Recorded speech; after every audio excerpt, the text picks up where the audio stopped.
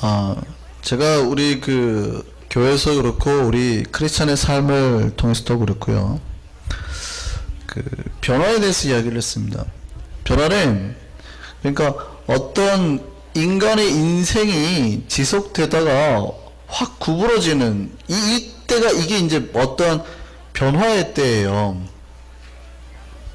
그러니까 변화가 있으려면 어떤 사람이 살던 방향에서 꺾어야만 되는 강력한 어떠한 뭐가 작용해야 되냐면 힘이 작용돼야 된다는 겁니다. 제가 지난번에 관상에 대해서 그런 얘기도 했는데요. 그러니까 제가 관상을 보지는 않지만 어느 정도 사람의 관상을 목회를 하다 보면 또 제가 그런 것들이 워낙 또 제가 관심 있는 부분이고 사람을 얼굴을 보고 상태가 어떤지 이렇게 봐야 되는 것이 일이라 보면 그래도 어느 정도 보면 알잖아요. 저기 하진 요게 관상이 다 그러긴 그렇지만 그러니까 스트레스를 많이 받으면 빈상으로 가난한 얼굴로 바뀐다 그래요, 관상학에서. 근데 그 사람이 과거에 안 좋은 스트레스를 많이 받으면 그의 미래가 그렇게 안 좋은 결과로 나올까요, 안 나올까요? 나와요. 나온다고요. 그래서 관상이 어느 정도는 관계가 있어요. 그러니까 내면의 장기와 장부의 그런 것들이 얼굴로 다 비춰지는 거기 때문에, 그러니까 지금 화라는 게 화 기운이 치밀어 오른 사람은 눈이 빨갛죠. 얼굴이 붉게 달아오르죠. 그러니까 저보고 저 사람은 지금 밸런스가 깨져 있어서 화 기운이 얼굴에 올라오르는구나. 아니면 얼굴 피부가 하얗신 분들은 폐 기운이 안 좋구나. 이런 것들이 얼굴 새까마신 분들 신장 기운이 안 좋구나. 대략 이렇게 나오는 겁니다. 그러면 이 사람이 특별한 변화 없이는 대부분 어떻게 할까요? 그대로 살아요. 그러니까 아침에 자기가 새벽에 일어나시는 분은, 새벽 5시에 일어난 분은 죽었다 깨도 새벽 5시에 일어나요. 특별한 일 없는 이상, 아프지 않는 이상. 어떤 사람은 8시에 일어나는 사람은 특별한 일이 아닌 이상 아침 새벽 5시에 일어나기가 힘들다고요. 그러니까 내가 살아온 삶이 그렇게 많이 안 바뀌어요. 고기 좋아하시는 분들은 그걸 좋아한다고요. 그러니까 인생에 있어서 내가 어떠한 크리스찬은 변화의 삶을 살아야 되거든요. 근데 인간의 삶이 변화를 즐길까요? 변화를 안 즐길까요? 변화를 안 즐겨요. 인간은 어떻게 해서든지 자기의 현재 있는 포인트를 지키려 하는 습성이 있는 겁니다. 그러니까 말씀이 들어와서 우리를 흔들고 이렇게 할 수는 있어도 확 트는 거는 굉장히 강력한 힘이 작용돼야 된다고요. 마치 시소와 같아요. 내가 여기 있잖아요. 보통은 어떠한 거대한 힘이 작용을 할 때에 내가 가진 힘보다 더 커야 이쪽으로 기우는 거예요. 근데 보통 내가 가진 힘이 더 크면 어떻게 해요? 이 힘이 와도 전혀 개의치 않고 진행되는 거죠. 내 쪽으로 기울어 버린단 말이에요. 이해되세요? 그러니까 내가 먹고 사는 방향, 내 삶의 인생을 쭉 살아갈 때 웬만해 가지고는 안 바뀝니다. 수요예배 안 나오신 분들이 수요예배 나오려면 얼마나 힘들까요? 우리에게는 수요예배 나오는 게 하나도 안 힘들죠. 당연하게 수요일이면 예배 기도하러 가야지. 이게 별 어렵지 않거든요. 근데요, 수요일날 한 번도 교회 안 나오신 분한테요, 수요예배 나오라고 하면요, 마치 큰 자기 삶의 휴가를 깨버리는, 내가 진짜 이렇게 내 삶을 이렇게까지 희생해서 내가 예수를 믿어야 되나 이렇게 생각하는 거예요. 그 시간에 꼭 TV를 보던 사람들은 반드시 TV를 봐줘야 되거든요. 수요 드라마, 요즘에 제가 뭐 하는지 모르겠는데 꼭 그걸 봐줘야 돼요. 아니면 큰일 난다고. 그러니까 그거를 깨는 거는 그것보다 더 큰 충격적인 거거나 아니면 더 큰 감동, 내가 더 큰 이득이 있다고 생각할 때만 바꾸는 거예요. 크리스찬의 삶은 변화의 삶인데 사실은 우리는 잘 변화의 삶에 가지 못해요. 그러니까 이게 강력해야 된다고요. 예를 들어서 여러분이 냇가를 건너가는데 발목에만 찰랑찰랑 흐르는 얕은 물이면 여러분이 가던 방향을 물이 바꾸겠어요, 안 바꾸겠어요? 안 바꿔요. 바꿀 수가 없어요. 그냥 내가 가는 거예요. 근데 내 가는 방향을 확 틀 만큼의 강력한 거는요, 허리 이상의 급속히 내려오는 그 강물이면 어떻게 해요? 예, 이게 갑자기 팡 하고 내가 물살에 따라 끌려가 버린다고요. 이런 뭔가의 강력한 변화가 일어나야 인간에게 변화가 일어나요. 사실 인간에게 일어나는 그 변화 중에는 몇 가지 있죠. 그러니까 뭐 예를 들어서 아들이 망나니처럼 살았는데, 진짜 지 인생 막 살았는데 갑자기 엄마가 이제 죽게 되는 겁니다. 병으로나. 그럼 이제 그때 충격을 받는 경우가 있죠. 그리고 철이 드는 경우. 그런 경우가 있잖아요. 그러니까 아주 내 인생을 돌아볼 만한 충격적인 사건. 그게 이제 우리 잘 아는 청개구리 이야기 있잖아요. 청개구리 말 안 듣다가 엄마가 죽으니까 비로소 그때야 정신 차리고, 엄마가 분명히 이놈은 물가에 묻으라고 해야 산에다 묻을 거라 생각하고 물가에 묻으라고 했는데, 그때서 철 들어가지고 엄마를 물가에 묻어가지고 계속 비만 오면 울잖아요, 청개구리가. 이해되시죠? 인생을 바꿀 만한 충격적인 사건, 아니면 자기 인생을 변화시킬 거대한 스승. 여러분 잘 아는 이야기가 있어요. 삼국사기를 보면 이런 이야기가 나와요. 고구려 평강왕 때에 그 동네에 온달이라는 바보가 살았대요. 그러니까 이 사람의 인생은 뭐예요? 이 사람 원래 인생은 뭐예요? 자, 한번 봐보면 이 사람은 특별한 일이 없는 이상 평생 뭐예요? 바보로 사는 거예요. 그냥 특별한 일이 없는 이상. 근데 여기에는 특별한 일이 생겼다고 기록에 남긴 거예요. 그죠? 이 평강왕 공주가 평강공주인데, 이 평강왕의 공주가 하도 우니까 너 자꾸 울면 온다는데 시집 보낼 거야. 그러니까 이 공주가 왕보다 고집이 더 세죠. 얼마나 독한 여자인지 기어이 가죠. 그러니까 이 공주가 굉장히 독하다는 걸 우리가 알 수 있습니다. 그러니까 아버지보다 훨씬, 아버지가 말 뱉은 거 내가 꼭 이루어지게 해줄게요 하고 기어이 고집 부려서 온다는 데 가죠. 그리고 얼마나 또 독하냐면 이 바보를 뭘로 만들어요? 대장군을 만들거든요. 인생에 이렇게 독한 여자는 없습니다. 이 독하죠. 바보를 대장군을 만드는. 그러니까 이 바보 인생은 원래 바보로 살아야 돼요. 근데 독한 누구요? 평강공주를 만나고 인생이 팍 바뀌죠. 뭘로요? 대장군으로. 독한 여자가 남자를 제대로 만드는 거예요. 얼마나 채찍을 휘둘렀겠어요, 바보를 대장군 만들려고. 그러니까 인간이 변화하려 하면 자기가 살았던 습관, 관습, 생각 모든 것을 바꿀 만큼의 강력한 힘이 필요하다는 거예요. 그럼 우리 크리스찬들은 변화의 인생을 살고 있나요? 이 세상에서 가장 인간에게 충격을 주는 강력한 힘은 뭘까요? 가족의 죽음일까요? 위대한 수준일까요? 이 세상에서 가장 큰 힘을 가진 뭘까요? 나이아가라 폭포요? 핵폭탄이요? 그거보다 더 큰 힘은 누구예요? 하나님을 만나. 그러니까 가장 인생의 가장 큰 힘은 하나님이거든요. 예수님이거든요. 그러면 이 세상에서 가장 충격적이고 가장 파워풀하고 강력한 사건은 뭐예요? 내 인생에 누가 들어오는 거예요? 바보 같은 내 인생에, 변화 없는 내 인생에, 아무것도 할 것 같은 이런 내 인생에 가장, 이 세상에서 가장 강력한 힘 누가?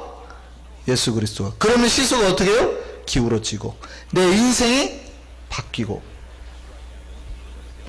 크리스찬은 뭐냐면 바로 그 강력한 변화의 인생을 맛본 사람들이에요. 그럼 우리는 어떻게 해요? 삶이 바뀌어져. 그러니까 안 바뀔 수가 없는 거예요.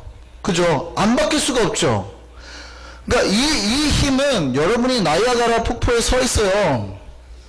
이 절벽 끝에 여러분이 서 있어요. 그 저기에 배에서 빠져가지고 여러분이 안 떨어질까요? 떨어질까요? 안 떨어지면 분명히 사람이 나이아가라고 해가지고 여러분이 빠졌는데 안 떨어지면 나이아가라가 아닐 확률이 높은 거예요. 무슨 말인지 아시겠어요? 분명히 나이아가라고 해가지고 여러분 실수로 빠졌는데 갑자기 여러분이 안 떨어지잖아요. 그러면 나이아가라가 아닐 확률이 있는 거예요. 동네 내과였어요. 근데 사기당해가지고 나이아가라라 그런 거예요. 여러분의 인생에 하나님의 거대한 그 폭풍우가 여러분을 변화시키고 여러분을 흘러가게 하고 하나님의 거대한 물줄기로 여러분 인생에 들어가지 않으면 여러분 속으셨을 확률이 있다니까요. 하나님을 만났다고, 예수를 만났다고 막 목사님들이 지금까지 당신은 만났습니다 했지만 내 인생에 그러한 변화를 아직까지도 못 경험한 사람은요, 속았을 확률이 있다고요. 하나님이 아니라 그냥 신앙이라는 개울가에 발목 담그는 거예요. 하나님을 만나면 이 세상에서 가장 강력한 힘이잖아요. 삶이 바뀔 수밖에 없어요. 예수를 만나고 삶이 안 바뀐 사람이 없어요. 예수를 구원자로 만난 사람은. 뒤에 나오지만 예수를 뭘로 만나요? 의사로 만나고, 예수를 단지 랍비로 만나고, 그러니까 예수를 만난 사람은 많아요. 그런데 그렇게 만난 사람들의 인생은 예수를 단지 오병이어를 일으켜가지고 자기 먹을 거를 구해줄 존재로만 생각하고 만난 사람들은 거기에서 끝이 나요. 병 낫고 돌아가잖아요. 10문둥병이가 있었지만 9명은 그냥 낫고 가버리잖아요. 예수를 제대로 만나지 못했다고요. 우리의 인생이 그렇게 지금 예수를 만나고 있는 사람도 있을 수 있어요. 만약에 진짜 예수를 메시아로 만나고 구원자로 만나면 삶이 바뀌어야 된다고요. 삶이 철저하게 돌아갈 수밖에 없어요. 위대한 삶으로. 오늘 본문에 예수를 만난 사람이 나와요. 그 사람 이름이 나다나엘입니다. 원래 예수님이 나다나엘이 예수님 앞에 나아가는데, 예수님이 이제 나다나엘과 만나기 전에 그를 인도한 사람이 있었습니다. 마치 안드레가 베드로를 우리가 지난주에 살펴봤던 것처럼, 인도했던 것처럼, 이제 예수님이 갈릴리로 가려고 하는데 처음에 누구를 먼저 만나요? 오늘 본문을 보니까 누구를 먼저 만나요? 빌립을 먼저 만나게 됩니다. 이 빌립은 사실은 이제 우리 앞에 보면 세례 요한을 따르던 제자가 몇 명이었어요? 처음에 세례 요한을 따르던 2명의 제자가 예수님을 보고 보라 세상죄를 지은 하나님의 어린 양이로다 하니까 드디어 예수를 따르기로 결단하죠. 그 중에 한 명이 누구였습니까? 안드레였어요. 안드레가 누구를 전도하고? 베드로를 전도하고, 그죠? 시몬을 전도하고, 또 한 명이 누구였을까요? 네, 빌립이었다고 주장이 됩니다. 그래서 빌립이에요. 그래서 바로 빌립을 보고 나를 따르라 그랬다고 보죠, 신학자들. 그래서 빌립이 누구를 전도해요? 네, 나다나엘을 전도하게 되는 겁니다. 나다나엘. 오늘 그래서 주인공이 나다나엘입니다. 이 나다나엘을 전도하게 돼요. 그러니까 처음에 빌립을 보고 나를 따르라 그랬더니 빌립이 예수를 따르면서, 안드레가 마찬가지고 빌립도 마찬가지고요, 예수를 만난 사람의 특징이 있어요. 예수를 만난 사람의 특징은 절대 자기 혼자 믿지 않는다는 거예요. 절대 형제에게 전하고 자기랑 같이 동료에게 전하고, 가서 뭐라고 그러냐면, 내가 누구를 만났다 그러냐면, 보세요, 45절 보세요. 빌립이 나다나엘을 찾아가서 모세 율법에 기록하였고 여러 선지자가 기록한 글을 우리가 만났다. 이게 누굽니까? 지금 누구를 말하는 거예요? 예수라고 말해버리면 이상하죠. 지금 누구예요 지금? 그러니까 모세가 말하고 있고 여러 선지자들이 오겠다고 말한 사람이 누구예요? 지금 이 사람들이 누구를 기다려? 유대의 거룩한 남자라면 다 누구를 기다리고 있어요. 예, 메시아예요, 메시아. 지금 빌립이 누구라고 전도한 거예요? 내가 메시아를 만났다. 내가 구원자인 예수를 만났다. 그러니까 우리가 오늘날로 말하면 내가 구원자를 만났고 예수를 만났다 라고 전도하는 겁니다. 내가 메시아를 만났다 이렇게 전도하는 거예요. 복음을 증거해요. 그러니까 안드레도 마찬가지고 빌립도 마찬가지고, 예수를 진짜로 만난 사람의 특징은 나가서 전도하게 되는 거예요. 그럼 여러분 이렇게 전도를 하면 전도할 때 반응이 좋아요, 나빠요? 좋아요, 나빠요? 안드레가 베드로 데려갔을 때 반응이 좋았어요, 나빴어요? 좋았어요. 근데 빌립이 나다나엘을 처음에 전도했을 때 반응이 좋았을까요, 나빴을까요? 나빴어요. 나다나엘이 뭐라고 그래요? 왜냐하면 메시아라 말하고 메시아인데 그 메시아가 누구다? 나사렛 예수라 그러거든. 나사렛이 무슨 뜻이에요? 나사렛이 무슨 뜻이에요? 동네 이름이에요. 동네. 여기 우드사이드 예수 뭐 이런 개념이에요. 그러니까 나사렛 출신 예수라고요. 그러니까 나사렛이 어디 있냐면, 제가 빨리 그림을 그립니다. 지금 여기가 이제 여기가 어디예요? 지중해죠? 여기가 어디예요? 염해. 여기가 갈릴리로스. 그럼 나사렛이 어디 있어요? 요 정도 있다고요. 예수님이 주로 움직였던 가버나움, 뭐 이쪽에 뭐 이렇게 다른 지역들이 다 여기인데 나사렛이 여기에요. 갈릴리로 이렇게 다 요 동네에서 이렇게 뭐 배 타고 가시다 뭐 다 요 동네에서 움직이신 거예요. 여기가 나사렛이에요. 근데 예수가 어디 출신이라고요? 나사렛 출신이라고 말을 하는 거예요. 그랬더니 나다나엘이 뭐라 그래요? 나사렛에서는 선한 게 나올 수 없다. 나사렛에서 무슨 선한 게 나오냐고. 무슨 말일까요? 나사렛에서, 그러니까 메시아라고 그러니까 메시아가 나사렛에서 나올 수 있다 없다? 없다 그 말이에요. 메시아는 어디서 나와야 되는데? 미가서 5장 2절을 보니까 메시아는 어디서 나와야 되는데요? 베들레헴에서. 메시아는 베들레헴에서, 그 미가서 5장 2절이 중요하다고 제가 예전에 말씀드린 적이 있는데 베들레헴에서 나와야 돼요.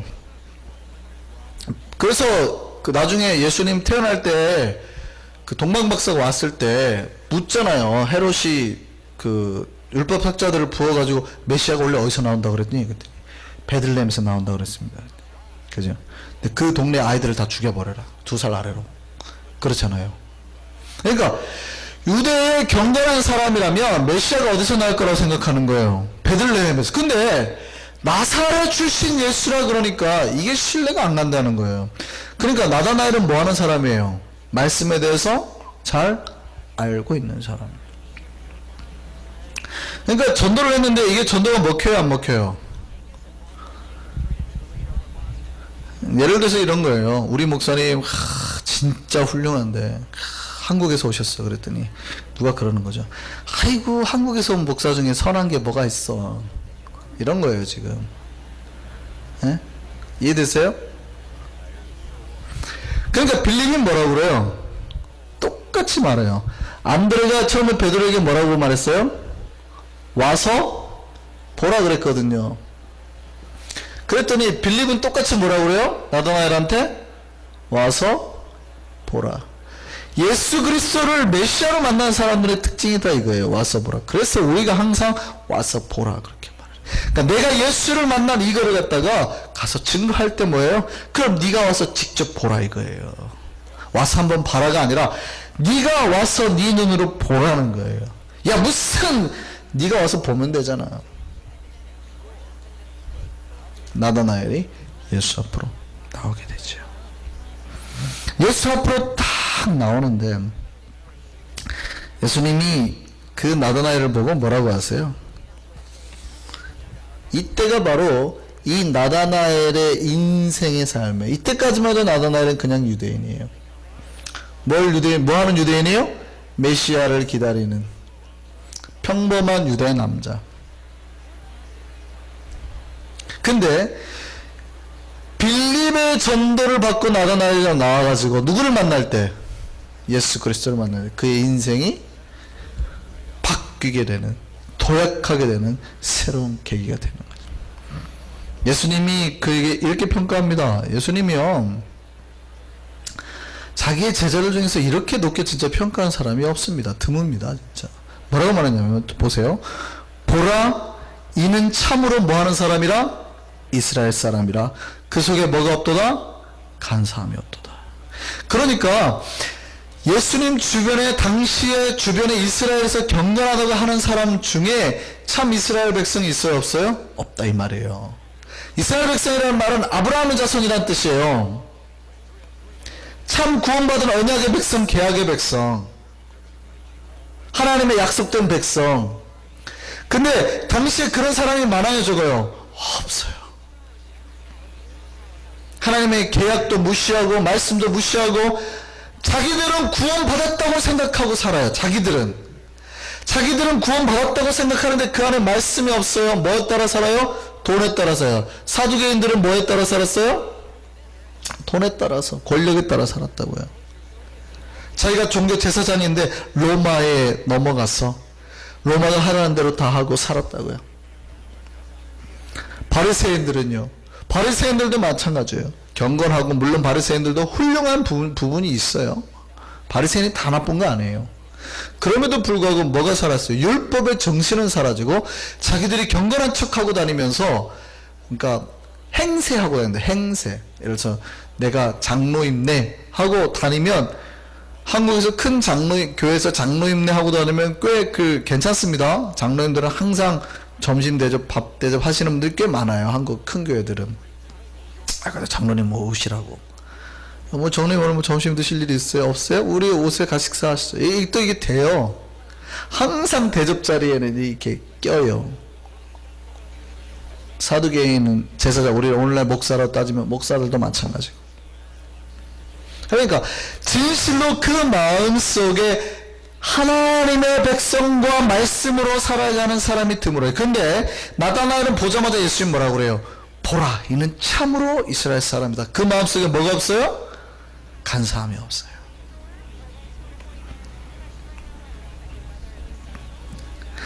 사두개인들은 그런 돈에 따라다녔죠. 열심당은 뭐에 따라다녀요? 권력, 정치적인 독립을 하면은 자기가 한 자리씩 다 차지할 거라고 생각했거든요. 그러니까 예수님의 제자 중에서도 열심당이 굉장히 많았어요. 근데 나다나엘을 보는 예수님이 보는 순간 뭐라고 그래요? 이 사람은 참으로? 참으로 이 사람 마음속에 그 간사함이 없다는 거예요. 오직 뭐요? 메시아를 찾고 하나님의 말씀과 약속을 따라 살기 위해 몸부림치는 사람이에요. 그게 최고의 찬사를 하세요. 그러긴 나다나엘이 깜짝 놀라죠. 그러니까 이 나다나엘이 묻습니다. 아니 어떻게 저를 아시나요? 근데 예수님이 이래요. 나는 이미 네가 빌림이 너를 부르기 전에 무화과 나무 아래에 있을 때부터 보았다. 이게 굉장히 충격적인 말입니다. 사실은. 굉장히 무화과 나무라는 얘기는 나다나엘이 무화과 나무에 앉아있는데 미리 예수님이 봤다 그 말이 아니고요. 원래 탈무드에 보면 무화과 나무 아래는 공부하기 좋은 곳이라는 말이 있어요. 그러니까 지금 무화과 나무에 앉아있다는 걸 봤다는 얘기는요, 이런 얘기입니다. 예수님 당시에는 말씀이 굉장히 귀하죠. 말씀을 사모하고 외우는데 이 사람들이 제일 중요하게 생각하는 게 이제 토라입니다. 토라가 뭐죠? 모세오경을 말하는 거예요. 모세오경인데 이 사람들이 가장 귀하게 생각하는 경전이에요. 함부로 토라에 대해서 해석하거나 그럴 수 없어요. 권위 있는 랍비만 가능한 거예요. 그래서 예수님의 초기의 사역을 보면 그래서 이사야 말씀으로 선포를 하지 토라로 가르치지 않습니다. 굉장히 중요한 예수님의 이제 랍비의 모습에서 강력하게 이제 강화되어가는, 그러니까 예수님 공생의 초기와 후반기에 말씀하는 게 다르거든요. 이게 굉장히 예수님이 또 어디에서 이 설법을 하느냐, 그냥 솔로몬 회당에서 하느냐, 좀 더 깊은데, 성전 깊은 데서 하느냐, 이게 랍비의 레벨에 따라 다른 거거든요. 예수님이 초기에 어떤 말씀을 하냐면 이사야서를 가지고 해당해서 가르치는 거예요. 그러니까 토라로 못 가르치는 거예요. 어쨌든 유대인들이 굉장히 강하게 제일 하나님 말씀을 생각하는 게 모세오경이에요. 율법서, 특별히 신명기나 이런 데 있는 율법서. 근데 당시에 성경을 가지려고 하면, 이 토라를 소유하려고 하면은요, 이제 두루마리 성경이죠, 대부분. 엄청 비쌌습니다. 어느 정도 엄청 비쌌냐면, 보통 사람들의 1년치 봉급을 다 합쳐야 살 수 있는 만큼의 금액이에요. 근데, 오늘날에야 우리가 1년치를 세이브도 할 수 있고, 저축하고, 우리가 먹고 남은 걸 저축해서 1년치를 살 수 있다고 생각하지만, 물론 우리가 한 4, 50불짜리 성경도 사실은 잘 안 사는 사람들이 있잖아요. 근데 이거를 산다고 생각해 보세요. 어마어마하잖아요. 근데 예수님 당시 사람들은 대부분 가난했어요. 그러니까 내가 하루 벌어야 겨우 하루 근근히 살 수 있는 사람들이기 때문에 이 사람들에게 토라를 사는 것은 불가능했습니다. 그러니까 토라가 있는 마을도 많지 않아요. 그러니까 가난한 동네는 아예 없고, 토라가 있는 마을은 어느 정도 규모가 있는 마을, 그리고 마을에서 회당이 있는 경우에 거기에 토라가 보통 비치되어 있었어요. 그러면 이 사람들이 말씀을 유대인들은 잘 외우잖아요. 근데 어디서 배우겠어요? 예, 바로 그러니까 가장 건기인, 그러니까 우리로 따지면 계절이 한 4월부터 10월까지 요 사이가 건기고, 그 넘어가면 이제 우기인데, 이 건기인 요 철에 무화과 나무가 잎이 아주 무성해서 시원해요. 그 밑에 앉아서 뭐를 하냐면 바로 기도를 하고 율법을 배우는 겁니다.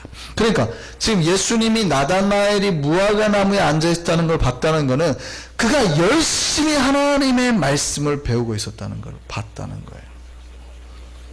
그런데 보세요. 이 말이 왜 충격적인 말이냐면, 나다나엘은 자기가 메시아를 찾아서 전도받고 나왔다고 생각했잖아요.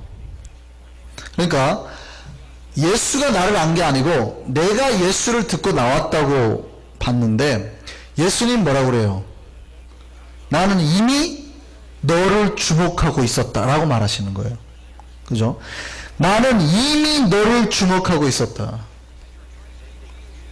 그러니까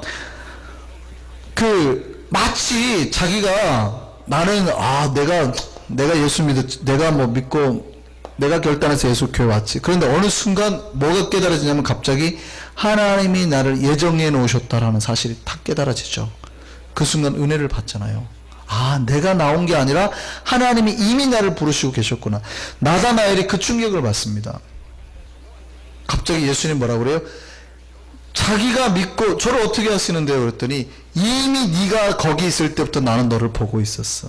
그러니까 네가 나올 줄 알고 있었다는 거죠. 그때 나다나엘의 충격을 다 받습니다. 보세요.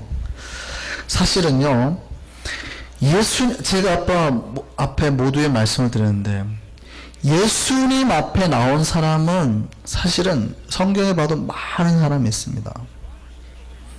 오늘날에도 교회에 나와 있는 사람은 참 많이 있어요.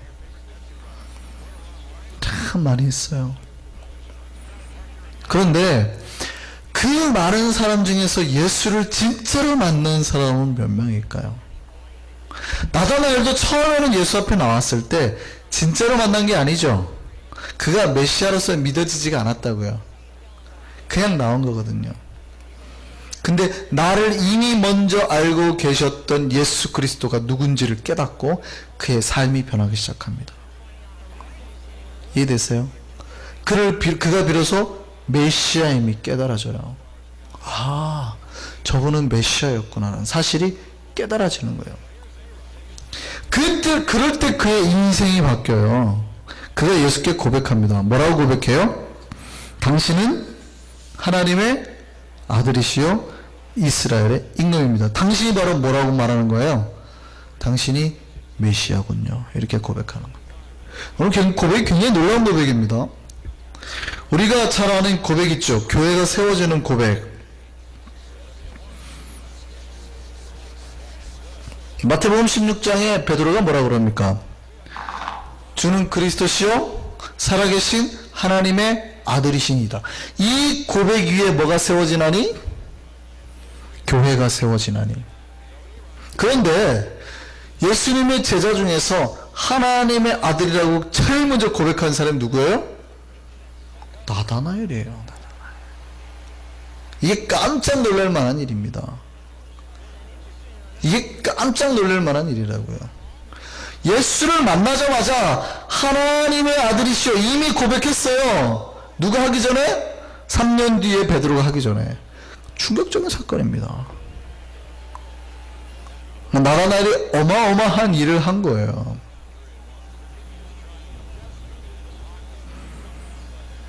그러니까 이제 예수님이 비로소 그 얘기를 하죠.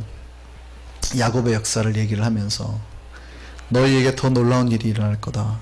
내가 이런 예정을 말했다고 해서 놀리느냐. 더 놀라운 일이 일어날 거다 하고 이제 바로 그들이 축복 가운데 봤던 하나님을 만나게 되는 역사. 그러니까 인자가 하늘이 열리고 하나님의 사자들이 인자에 오르락내리락 하는 게 뭐예요? 야곱이 베델에서 꿈을 꿨을 때, 그렇죠. 이게 무슨 역사예요, 그게? 하나님이 계시는 역사네요. 그래서 그 돌베개가 뭐가 되는 거예요? 베델의 뜻이 뭐예요? 하나님의 집이 되는 거. 바로 너희 안에 하나님이 함께 계시는 역사가 일어나게 될 거다. 이런 것들로 놀라지도 마라. 뭐 이런 표현이죠. 이때부터 그가 예수를 만나고, 진짜 예수를 만나고 삶이 변합니다. 나다나엘의 삶이. 나다나엘은 사실은 성경에서는 이렇게 조용하게 나오기 때문에 우리가 나다나엘에 대해서 많이 잘 모릅니다. 그런데 그의 인생은 크게 요동치지 않고 예수를 만나고 제자가 되고 결국 나중에 인도까지 선교를 간 사람은 나다나엘이에요. 그리고 거기서 이렇게 아르메니아에서 전도를 하다가 나다나엘이 죽을 때 이 살가죽이 껍질이 벗겨져서 죽었다고 이렇게 전설이 전해집니다. 그러니까 수십 년 동안 예수와 복음을 위해서 살게 된 사람이라고요. 근데 이제 제가 이런 얘기를 하면은 여러분이 좀 놀라시겠죠. 내가 예수님의 제자를 좀 아는데, 근데 우리 성경 지식이 좀 있으시는 분들은 내가 예수님의 제자를 아는데 예수님의 12제자 중에 나다나엘이 있어요, 없어요? 없죠. 이게 갑자기 예수님의 12제자 중에 나다나엘이 없는데 라고 생각하시는 분들이. 근데 나다나엘에 다른 이름이 있어요. 베드로의 다른 이름이 뭐죠? 시몬이잖아요. 아람어로 말하면 이제 게바고. 나다나엘의 다른 이름이 있어요. 그 이름이 바로, 매직이 이제 다 가셨네.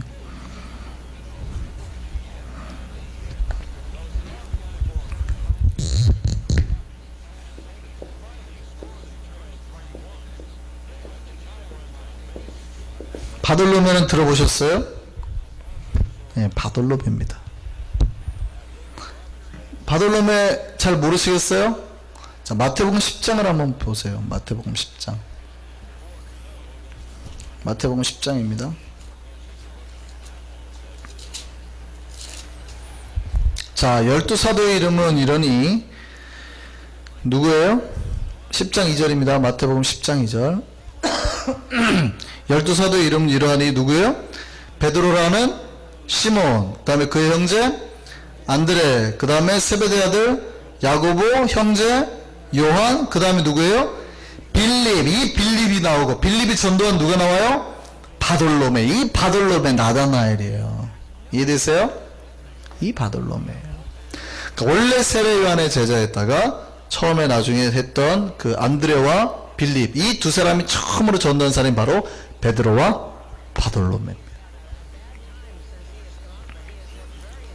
그래서 나중에 이제 예수님이 다시 부활하셔서 베드로에게 찾아가잖아요. 근데 원래 뭐 하던 사람이에요? 같이 똑같이 빌립과 함께 뭐 하던 사람? 어부였어요. 그래서 같이 거기에 바돌로메가 있었거든요.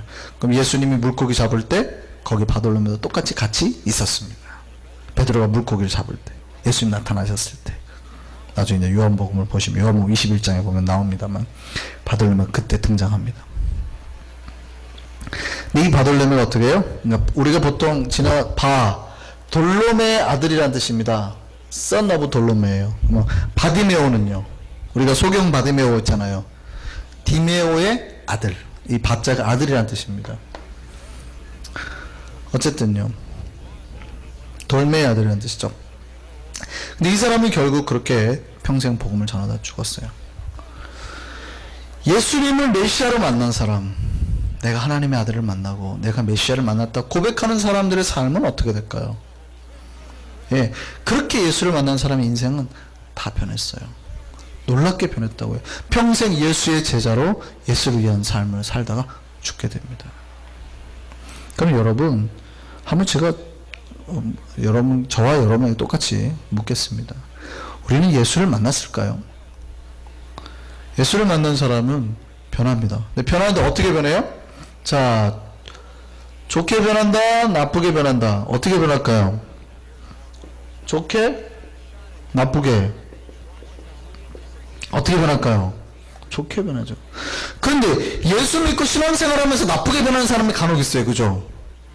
교회 오래 다니는데도 삶이 변하지도 않고, 아니면 심지어 더 나쁘게 변하는 사람도 있잖아요. 이 사람은 예수를 만났다고 봐야 될까요? 안 만났다고 봐야 될까요? 목회할 때 가장 어려운 겁니다. 분명히 저를 안 만난 것 같지만 그래도 저 사람이 언젠가 예수를 만나겠지 하고 진짜 인내하면서 제가 목회를 하는 거예요. 근데 우리의 인생은 뭐 하는 거예요? 예수 그리스도를 만나서 우리의 인생이 좋게가 아니에요. 위대하게. 지금까지의 삶하고는 전혀 다른 삶이에요. 과거의 습관과 과거의 잘못을 다 끊고 하나님의 위대한 역사를 바라보며 목숨까지 걸고 살아가는 인생으로 바뀌어야 된다고요. 이게 제자의 삶인 거예요. 우리는 그렇게 살기를 바라요. 제가 여러분이 끝없이 빌립과 안드레가 먼저 되어서 제가 여러분이 끝없이 예수를 전해요. 예수를 만나시라고 말씀으로 전하고. 그럼 여러분 어떻게 하셔야 돼요? 그 예수를 뭘로 만나야 돼요? 메시아로 만나시라고요. 나에게 필요한, 나에게 뭐를, 건강을 준 의사로 만나시면 평생 의사로 만나고 끝나요. 나에게 물질을 전해주는 부자로 만나시잖아요. 그럼 부자로 만나고 끝나요. 메시아로 만나셔야 된다고요. 메시아로. 그래서 여러분이 또 다른 안드레와 빌립이 되어서 어떻게 해요? 세상에 나와서 베드로를 잡아내고 나다나엘을 잡아내셔야 된다고요. 이게 예수님이 우리를 부르신 이유고 우리에게 주신 사명이에요. 여러분 많은 일을 할 게 없어요. 막 수십 명을 전도할 필요 없어요. 여러분 예수 만난 감격을 가지고 나가서 한 명의 베드로, 한 명의 나다나엘만 잡아오면 돼요. 그러면 그 나다나엘이 나가서 뭐예요? 목숨 걸고 또 다른 사람을 찾겠죠.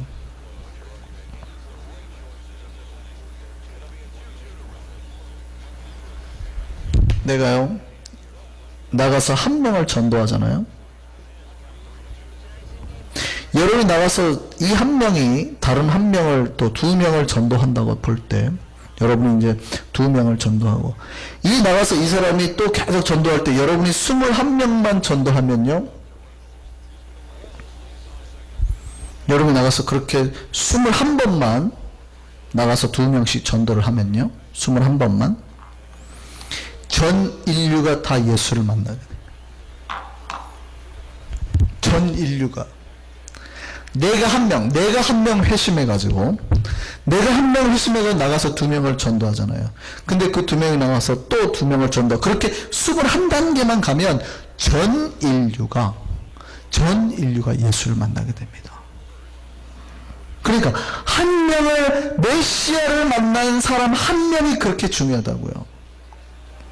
메시아를 만난 사람이 한 명. 이해됐어요? 여러분 질문하기를 바랍니다. 여러분 정말 내가 예수를 만났나? 내 삶이 변하고 있나? 다시 한번 물으셔야 됩니다. 예수를 만난 사람 모두 변했습니다. 위대하게 변했습니다. 우리도 주님을 만났다면 위대하고 놀랍게 변해야 될 겁니다. 우리 입술이 변하고 우리 생각이 변하고 삶이 변할 겁니다. 왜냐하면 주님은 능력이시니까요. 주님은 변화이니까요. 주님을 만난 나를 통하여서 주께서는 다른 사람을 구원할 전도의 계획을 세우고 계십니다. 그 한 영혼을 전도하는 우리가 됐으면 좋겠습니다. 이 시간을 기도하시겠습니다.